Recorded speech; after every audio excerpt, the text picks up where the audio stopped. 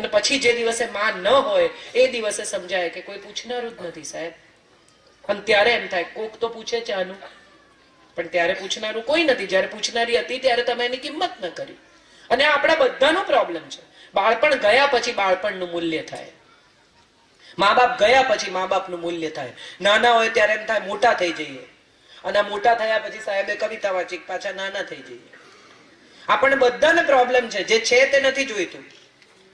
નાના હોઈએ ત્યારે મોટા થવું અને મોટા થઈએ ત્યારે નાના થવું, એવું આપણા બધાની માનસિકતા છે. જે મળ્યું એ નથી જોઈતું, જે નથી મળ્યું એ આપો. નાની આવી સરસ સ્કૂલ, શહેરની સ્કૂલમાં આવી ડિસિપ્લિન મેં કોઈ દિવસ નથી જોઈ. કેટલું સરસ રીતે તમને લોકોને પાછળથી બહેનો આવી સરસ રીતે બેઠી, કોઈ અવર જવર નહીં, કેટલી પરફેક્ટ ડિસિપ્લિનની વ્યવસ્થા. CBSE ની સ્કૂલોમાં પણ આવી ડિસિપ્લિન નથી હોતી.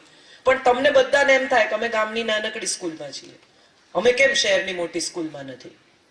એ સ્કૂલોમાં ભણતા હોય એને આ સ્કૂલ બતાવો તો એમ થાય યાર આ લોકોને કેટલી મજા છે. બધાને આ જ છે. આપણે જે મળ્યું છે તે નથી જોઈતું, ને જે નથી મળ્યું એના જ ઉપર દોડતા માણસો છીએ. અને કદાચ એટલે આપણે સૌથી દુઃખી છીએ. તમે જુઓ, તમે કોઈ પ્રાણીને આંસુ સારતું જોયું છે? ક્યાંક બેસીને આમ રડતું હોય કૂતરું, ક્યાંક બેસીને ગાય રડતી હોય, ક્યાંક બેસીને વાંદરું રડતું હોય, માણસ રડતો હોય. ઓછું જ પડે ને જે આપો એ ખૂટે. તમે એને જે આપો એનાથી સહેજ વધારે જોઈએ. આપણે બધા છીએ. હું પણ કદાચ આવી હોઈશ, હજી વધુ. સવાલ એ છે કે જે છે એ તો માણો. જે ખાવાનું મળે છે, જે મા બાપ મળે છે, જે સ્નેહ મળે છે, જે મિત્રો મળે છે, આ તો માણો પેલો. હજી વધારે આ દીપિકા પાદુકોણ ને જુએ બધા. બોલો રણવીરસિંહ મળી ગયો એને, આપણું શું થશે? સવાલ એ છે કે એને રણવીરસિંહ ક્યારે મળ્યો? જ્યારે એને 3 શિફ્ટમાં આવી ઉત્તમ ફિલ્મો આપી, શરીરનું ધ્યાન રાખે છે, મહેનત કરે છે. એક્ટર થવું સરળ નથી. અત્યારે આપણને ગરમી લાગે છે, તમે વિચાર કરો મે મહિનાના, જૂન મહિનાના ઉનાળામાં લેધરનું પેન્ટ પહેરીને તમને કોઈક બહાર નચાવે ને એકનો એક સીન 4-5 વાર કરાવે, ના બરોબર નથી, ફરી કરો, આમ ચીટકી જતું હોય પેન્ટ, અને તોય તમારે સ્માઇલ કરીને ડાન્સ કરવાનો. બરફની અંદર તમને શિફોનની સાડી પહેરીને નચાવે, આમ થથરી જતા હો, તમને એમ થાય જલ્દી કોઈ કોટ આપે તો તમારે આમ સાડી ઉડાડવી પડે. કેમ? પૈસા મળે છે. સવાલ એ છે કે કશું પણ આ જગતમાં મફત નથી મળતું. પ્રસિદ્ધિ પણ નહીં, સફળતા પણ નહીં, સ્નેહ પણ નહીં, શાંતિ પણ નહીં, ને સલામતી પણ નહીં. સ્નેહ જોઈતો હોય તો સામે સ્નેહ આપવો પડે. પૈસા જ આપવા પડે એવું જરૂરી નથી. સલામતી જોઈતી હોય તો સામે સલામતી આપવી પડે. વિશ્વાસ જોઈતો હોય તો સામે વિશ્વાસ આપવો પડે. હું કેટલા બધા છોકરાઓને, તમારી ઉંમરના આ દીકરીઓ છે, મમ્મીને એમ કે તને મારામાં વિશ્વાસ જ નથી. તમને છે વિશ્વાસ તમારા મા બાપમાં? અને જો હોય તો એ જે કહી રહ્યા છે એ સાંભળો, કારણ કે એમની પાસે જિંદગીનો અનુભવ છે. તમારી પાંખો હજી કાચી છે. સરસ આકાશ મોટું છે, ઉડવું જોઈએ, એનો વાંધો નથી, પણ ઘરના આંગણામાં પહેલા પ્રેક્ટિસ કરી લો, પછી વિશાળ આકાશ આંબવા માટે નીકળજો. જો પડ્યા ને તો જિંદગી ભર ન ઉડી શકાય એવી પણ સ્થિતિ થઈ શકે. હમણાં બાપુ સાથે કમાટીપુરા, જ્યાં ગણિકાઓનો વિસ્તાર છે, ત્યાં જવાનું થયું. મેં લખી છે 2 વાર્તાઓ. એક દીકરી પ્રેમમાં પડી ઇન્ટરનેટ ઉપર, ચેટિંગમાં પ્રેમમાં પડી, અને એક છોકરો જેની સાથે ચેટિંગ કરતી હતી એણે એને બગાડી. મા બાપને છોડીને ઘરમાંથી ભાગી, પૈસા દાગીના બધી ચોરી કરીને ભાગી. એ પૈસા દાગીના પૂરા થઈ ગયા એટલે છોકરાએ એને વેશ્યાને ત્યાં વેચી દીધી. એ છોકરી ત્યાંથી હવે નીકળી શકે એમ નથી. એના મા બાપને ખબર નહીં, ખબર છે કે નહીં એ ક્યાં છે. કર્ણાટકથી મુંબઈ લાવીને વેચી દીધી છે. એને પોતાને ઘેર જતા પણ નથી આવડતું. ભાગી જાય તો પણ ક્યાં જાય? એકમાંથી નીકળીને બીજા વેશ્યાલયમાં જાય. પોલીસ પાસે જાય તો કોને ખબર પોલીસ એનો શું દુરુપયોગ કરે. બધા એકબીજા સાથે સંકળાયેલા, ગોઠવાયેલા જગતમાં સૌથી સેફ જગ્યા કઈ છે? તો માનો ખોળો છે. કોઈ દિવસ તમે કોઈ બાળકને માના ખોળામાં ઊંઘતું હોય એને એવો શબ્દ જોયો છે કે આ પાડી ન નાખ્યો મને, આ કેવું નિરાંતે ઊંઘી જાય માના ખોળામાં? ઘડી ઘડી જુએ છે બરાબર પકડે છે કે નહીં મને? કેટલી શ્રદ્ધાથી, કેટલા વિશ્વાસથી માના ખભે માથું મૂકે છે બચ્ચું. ને માએ કોઈ દાડો બેગ ભૂલી જાય, મોબાઈલ ભૂલી જાય, છોકરું કોઈ એસટી માં ભૂલી ગયું, હું તો અરે રામ રહી ગયું. આવું કોઈ દિવસ સાંભળ્યું? એનો અર્થ એમ થયો કે આ પરસ્પર વિશ્વાસનો સંબંધ છે. માતા પિતા સાથેનો સંબંધ એ પરસ્પર વિશ્વાસનો સંબંધ છે. હું ઘણી વાર એવું સમજુ છું, વિચારું છું, મને દેખાય છે કે દીકરાઓ જેમ મોટા થતા જાય ને એમ એ લોકોને ઈગો ડેવલપ થતો જાય. મને બધું ખબર છે, મને બધું આવડે છે, તમે તમારું કામ કરો. પપ્પા સાથે બહુ આર્ગ્યુમેન્ટ થાય, ચૂપ રહો, ખસો આગા, વચ્ચે ના બોલશો, આવું બધું. પછી ધીરે ધીરે એમ લાગવા માંડે કે પપ્પાને કાંઈ ખબર નથી પડતી, મને જ બધી પડે છે. તમે તો જૂનવાણી છો, આવી રીતે ન થાય. ધંધામાં ખાસ કરીને નવા દીકરાઓ જયારે વ્યવસાયમાં દાખલ થાય ને ત્યારે બધું બદલી નાખવું હોય. કમાતા થાય એટલે એમને એમ લાગવા માંડે કે આ બધા મારા પૈસા છે. હા, તમારા પૈસા સુધી પહોંચવાનો રસ્તો એમના પૈસામાંથી પસાર થયો છે, તમે ભૂલી ગયા. તમે કમાતા થયા ત્યાં સુધી કોણે પોસ્યા? તમે જન્મીને તરત એમ નહોતું કીધું કે ચાલો મારે નોકરીએ જવું, પૈસા આપો. તમે કમાતા થયા ત્યાં સુધી જો એમણે પોષ્યા તો હવે એ નથી કમાઈ શકતા, માટે એમને પોષવાની જવાબદારી પરસ્પર તમારી છે. હું એવા કેટલા બધા છોકરાઓને ઓળખું છું કે જે કમાતા થાય, શહેરમાં જતા રહે, મા બાપની ચિંતા ન કરે. હા, તમારો વિકાસ થવો જ જોઈએ. તળાજા ગામમાં કે ભાવનગરમાં કદાચ તમને તમારું ભવિષ્ય ન દેખાતું હોય, વિદેશમાં દેખાતું હોય, તમને એવું દેખાતું હોય કે મુંબઈમાં મારું ભવિષ્ય છે, પણ એનો અર્થ એ નથી કે તમારા ભવિષ્યની શોધમાં તમે નીકળો ત્યારે તમારા ભૂતકાળને ભૂલી જાઓ. નહીં કરતા હો. એટલા માટે નહીં કરતા કે કદાચ તમે તમારા ભવિષ્ય સુધી પહોંચી જશો, પણ તમારા જે મૂળ છે, તમારો જે ભૂતકાળ છે, તમારું જે બેઝિક છે, એ જો ઉખડી જશે ને તો ક્યાંય નહીં રહો. અને આ પરસ્પર કુટુંબ, પરિવાર, મા બાપ, ભાઈ બહેન, આ સંબંધો છે ને વિશ્વમાં ક્યાંય ખરીદી નથી શકાતા. હમણાં એક બહુ સરસ પુસ્તક મેં વાંચ્યું, 100 things money can't buy. એવી 100 વસ્તુઓ જે પૈસા આપીને ખરીદી શકાતી નથી. થોડા દાખલા આપું તમને, બહુ મજા આવશે. તમારા ઘરમાં સૌથી સારું ડાઇનિંગ ટેબલ હોય, ફોરેન થી આવેલી ક્રોકરી હોય, 2 મહારાજ હોય, દેશી વિદેશી ખાવાનું બનતું હોય, અને છતાંય તમારી તિજોરીમાં પડેલા કરોડો રૂપિયાથી તમે ભૂખ ખરીદી શકો? હા કે ના? તમારો સારામાં સારો બેડરૂમ હોય, એમાં તમે સોનાનો પલંગ વસાવ્યો હોય, ગાદલા વિદેશથી મંગાવ્યા હોય, તો તમે ઊંઘ ખરીદી શકો? એક દોસ્ત ખરીદી શકાય સાચો? આ ક્યાંય નહીં મળે. અને મારા આજે જે કોઈ મિત્રો છે ને એ બધા મારા સ્કૂલના મિત્રો છે. એમને કઈ ફરક નથી પડતો કાજલ ઓઝા વોહિત કોણ છે, યુટ્યુબ પર આવે છે કે નહીં, કેટલા પુસ્તક લખ્યા છે, એ બધા આજે પણ મળે તો અમે એવડા જ છીએ જેવડા અમે સ્કૂલમાં હતા. કારણ કે મને જજ નથી કરતા. હું કેટલી સફળ છું, કેટલી નિષ્ફળ છું, એની સાથે એને નિસ્બત નથી. એને નિસ્બત શેની સાથે છે? હું એમની દોસ્ત છું એની સાથે. અડધી રાતે કોઈને ફોન કરવાનો હોય, કઈ તકલીફ હોય, પીડા હોય, દુઃખ હોય, સવાલ હોય, મને પણ હોય, તો કોને ફોન કરવો? એને કે જે તમને જજ ન કરે. આવું કરાય, આમ ન કરાય, કાજલબેન તમારાથી આવું ન કરાય, કાજલબેન આવું કર્યું તમે, આવું કહીએ કે નહીં. હું સફળ નહોતી ત્યારે પણ એ મિત્રો હતા, હું સફળ નહીં હોઉં ત્યારે પણ એ મિત્રો હશે.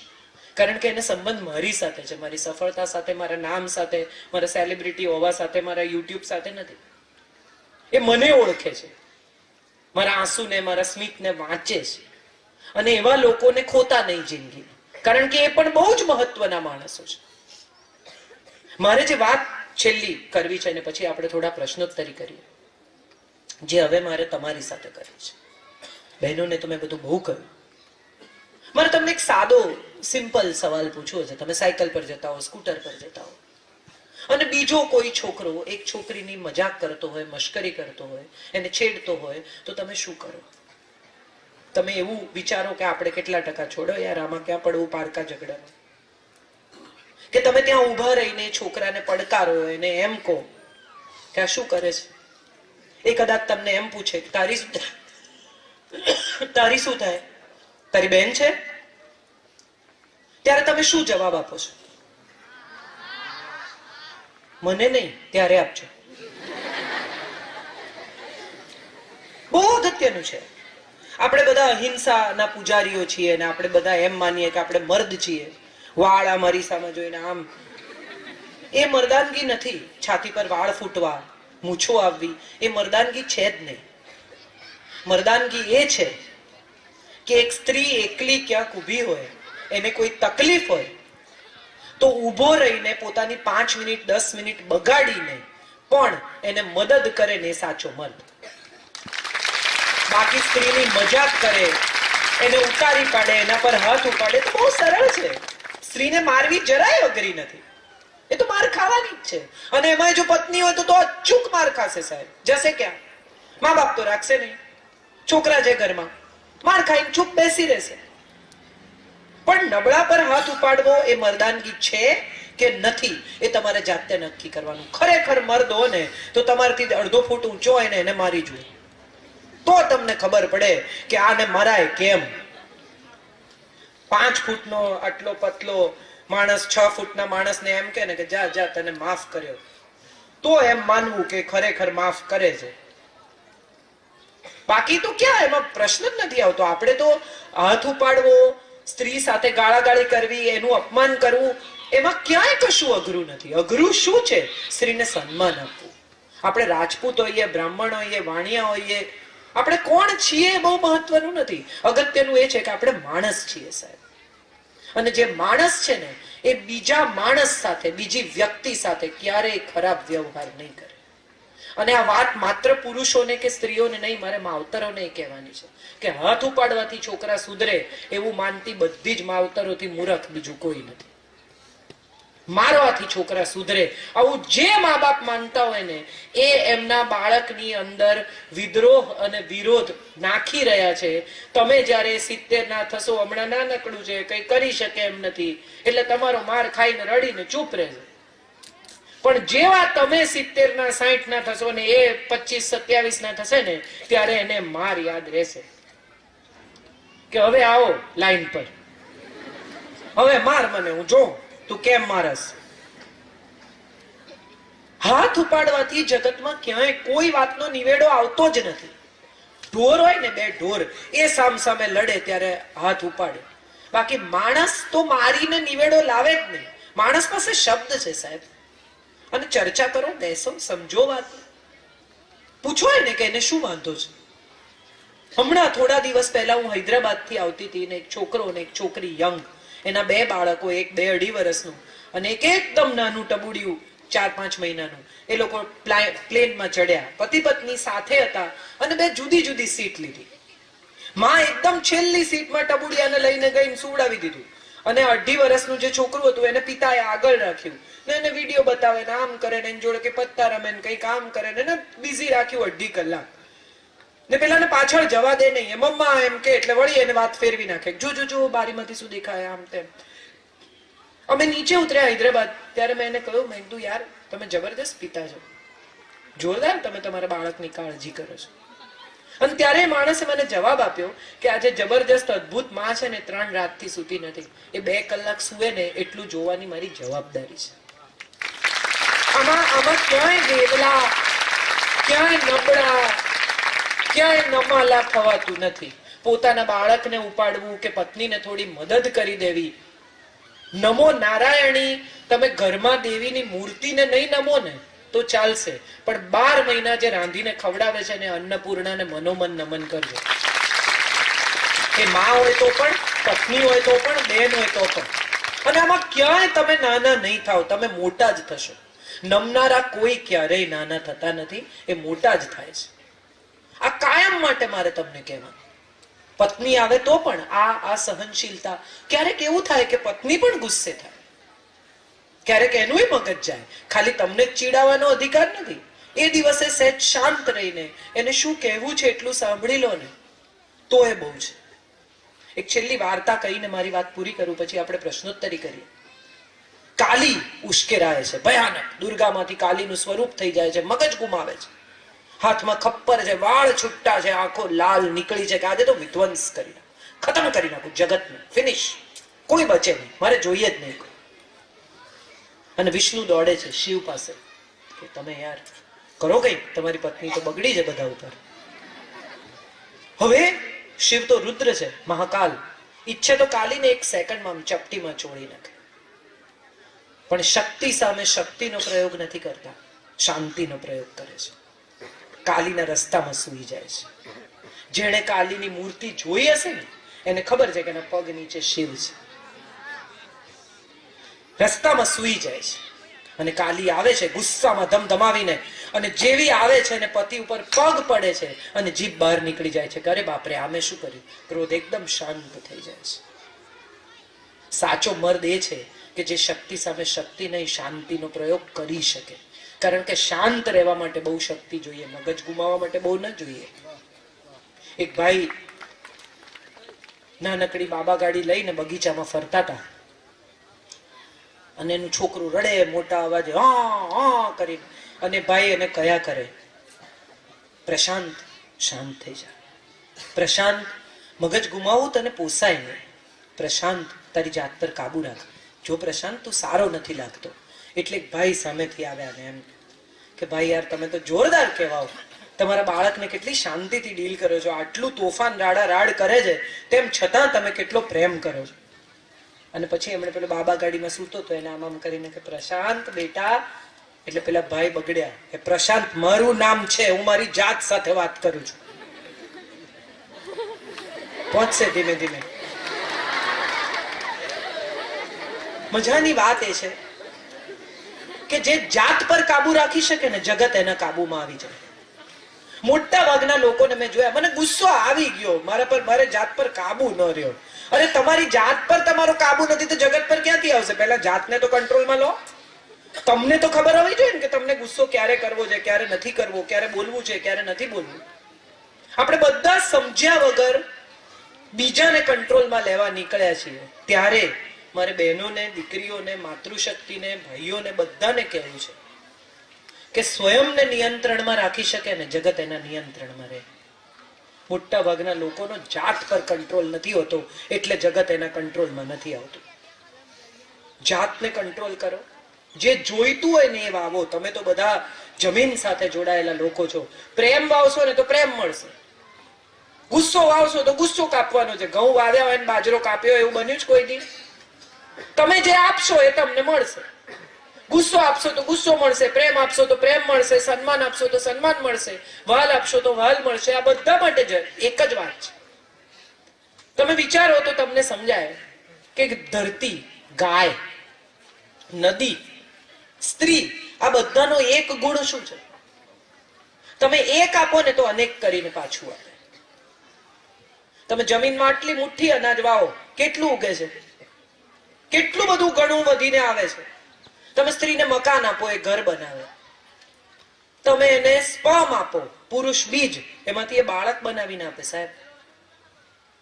તમે એને અનાજ આપો, એમાંથી ભોજન બનાવીને આપે. એટલે અનેક વસ્તુ બનાવીને અનેક ગણું કરીને પાછા આપવાની સ્ત્રીની તાકાત છે. હવે મારે ભાઈઓને એ કહેવું છે કે જે અનેક ગણું કરીને આપી શકે છે ને એને એવું જ આપો જે અનેક ગણું કરીને તમને પાછું જોઈતું હોય.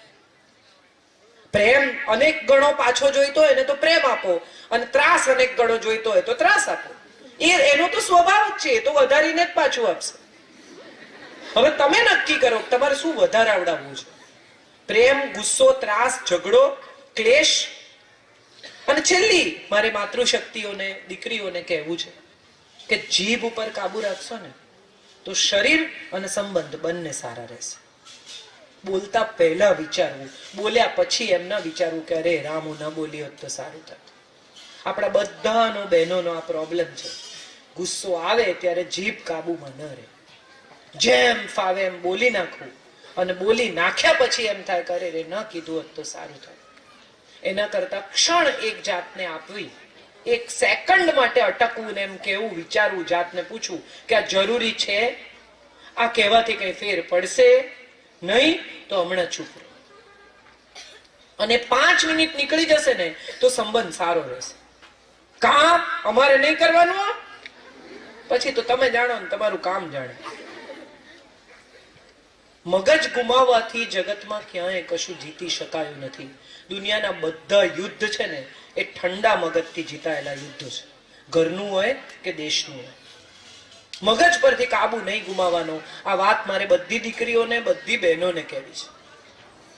દીકરીઓ આ ઉંમરે પ્રેમમાં પડે, ગમે કોઈ છોકરો, એમાં કશું ખોટું નથી.